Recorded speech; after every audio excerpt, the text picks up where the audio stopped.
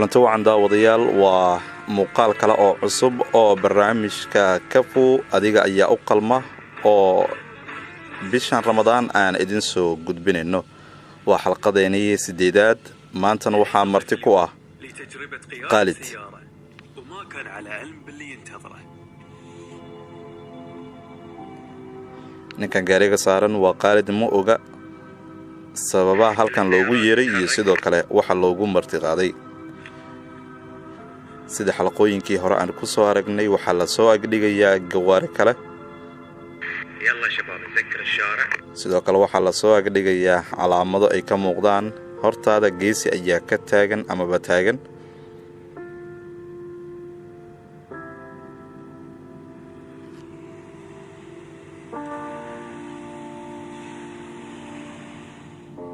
الحين دخلوا الشاشة waxa la soo kaxeeyay shaashadii weyneed oo magaciisa geesi Khalid ay ku qoran tahay oo uu la yaaban yahay yalla shaaxana gaarigii weynaa ayaa la soo kaxeeyay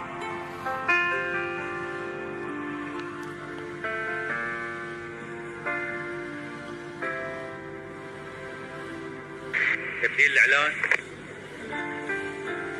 بوروين oo uu ku qoran yahay anta kafu ama adiga ayaa u qalma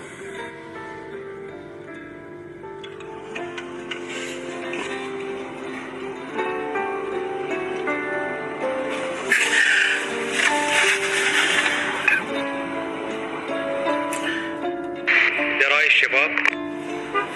muraayadaha kor loo qaadayaa la yiri oo sawiradiisa ayaa ku yaal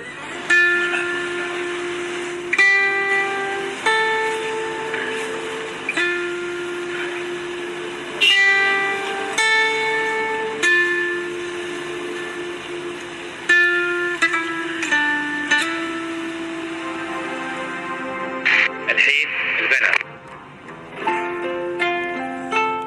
بانركي وينها يا لا soo bandhigay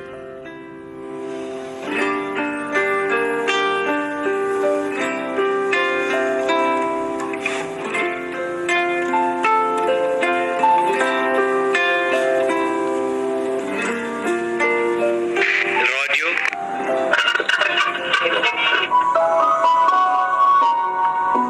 نرحب فيكم مستمعين الكرام رجعنا لكم بقصة جديدة وبطل جديد لكن اليوم في صدفة غريبة daawadayaal waxaan idinku soo dhaweynaynaa ayuu leeyahay geesigeeni maanta ee wadadan ku sugan diyaar almaqal waana geesi Khalid oo isagu waxyaabaha maanka dooriya ka soo caafimaaday kadib safar dheer uu arimahaasi u galay noloshiisana horumar weyn ka sameeyay hadaba aan ogaano sheekadiisa iyo sida ay ahayd وبدأهم حياة جديدة قصة ملهمة نسمع تفاصيلها معاكم كان إنسان وايد حبوب يحفظ ما شاء الله القرآن وإنسان Khalid waxa uu qof Quraanka xifdiyay waxa uu ahaa qof akhlaaq wanaagsan جميل ويعني حبوب الواحد يحب يقعد معاه والله كانت حلوة من الأول maamadan waa hooyo Khalid hooyadiisii waxay leedahay qof fiican ayuu ahaa wiilkayga أصدقاء السوء الصحبة يخلونك تطيح saaxiibada xun ayaa wadadii ka leexiyay هذا اللي يصير يعني خبر إنه والله خالد بدأ يتعاطى مخدرات waxaan maqlay in muqaadaraad uu isticmaalay ninkana waxa uu leeyahay ma ahayn qofan ka filaynay in uu sidaas u xumaado oo uu waxyaabaha maanka dooriya uu qaato أتذكر في يوم من الأيام يعني maalin waxaan xasuustaa telefoon ii soo dhacay la ii sheegay Khalid in uu dhulka dhacay uusan neefsan karin ما يتنفس عدل وكان طايح ومشقق نفسه كله يعني waxa uu qaatay wax badan oo darooga oo uu isku muday في واحد صديقه توفى معاه كان ماخذ جرعة زيادة waxa la ii sheegay in uu waxyaabo maanka dooriya isduray taasina ay keentay in dhulka uu dhaco الدكتور طبعا هناك كان فاقد waxaan ka rajo dhignay noloshiisii dambe xitaa dhakhtarku waxa uu sheegay in uu ka rajo dhigay doctorka waxa uu noo sheegay xitaa markii indhaha uu kala soo qaaday in waxa uu ku soo caafimaaday uu yahay alla iyo sidoo kale ducadii hooyadiisii ma ahna waxa lagu tiri inuu dhintay الشخص المتعافي يعني هو مدرب حياة gabadhan waa xaaskiisa waxa ay leedahay waa tababaro dhinaca nolosha ah waxa uu noqday qof dadka daaweeya dadka kala caawiya ee iyagu maanka dooriyaha ama maandooriyaha si aadka u isticmaalay waxa uu fahamsiinayay dadka wadada wanaagsan وايد تعبون الحين ويا الناس يبيهم يستوون مثل الحين يبي متحسف على حاله dadka waxa uu sheegayay sida wadada isaga uga soo leexdo kale inay uga soo leexdaan iyo wadada wanaagsanba sida ay tahay ay isku dayaan والله انا وايد احب ابو امل waa mid ka mid ah dadkii uu gacanta ku siiyay inay ka soo laabtaan maandooriya waxa uu leeyahay ninkan waa walaalkay waa soo garab istaagay dib ayaan ugu laabtay guriga ayuu yiri يقول لي محمد ترى انت تقدر توقف ما في شيء صعب كان يعطيني القوه والامل اتذكر اول استقبال لي في التعافي هو اللي waa mid kale waxa uu leeyahay markii uu soo dhaweeyay laabta ayuu u geliyay waxaana uu tusay nolosha wanaageedii وايد ناس من حولي ايسوا فعلا لان حاولوا ان يساعدوني وما قدروا dad badan ayaa jiray isku day inay caawiyaan balse way awoodi waayeen balse Khalid waxa uu ahaa qof ku guuleystay in uu nolosha isoo saaro جايب هو هالشيء ذي لكن كان عنده ايمان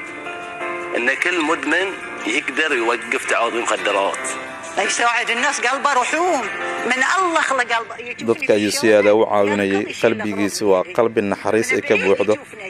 marka uu meel leer dadka ka soo arko waxa uu ahaa qof waxyaabo ay cunaan u keena qof wanaagsan waa qof qalbigiisu aad u wanaagsan محتاج البيزه لكن لا يعطي غيره وايد قلبه رحوم يشوف إنجازه باللي يتعافون يشوف إنجازه في بنته لما هي قاعدة تكبر مشكور وايد ابو امل مشكور وايد صراحه على كل kuma hadalnayna ayuu leeyahay Abu Amal oo Khalid uu wala jeedo وايد احبك ابو امل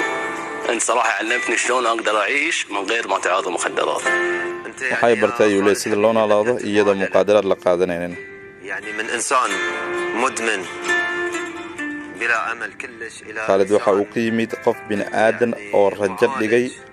oo muqaadaraadka qaadanay oo hadda wanaagsanaaday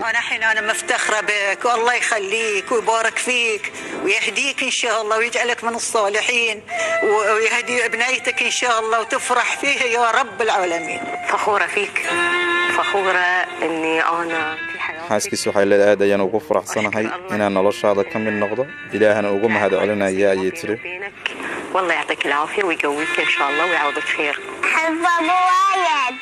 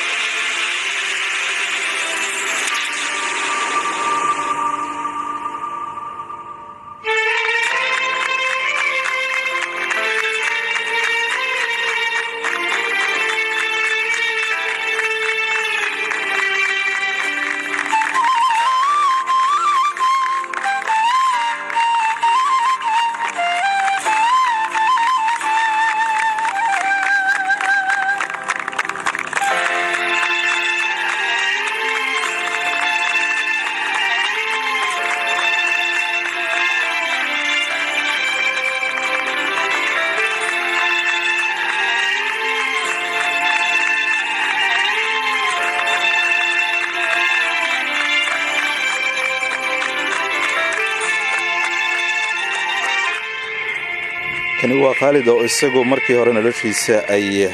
waxyaabaha maanka dooriya si ay uga riday balse hadda ka soo wanaagsanaaday qisadiisii dheer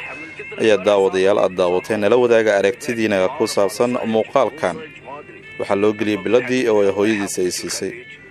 وهذه اللي انا فيه من مساعده انت علمتيني من صغري كانت تسوي لي سندويتش تقول لي هاي لا waxa uu mahadcelinaya hooyadiisii oo nolol wanaagsan soo siisay iyo sidoo kale sida ay markii uu yaraa ay u soo tarbiyasay in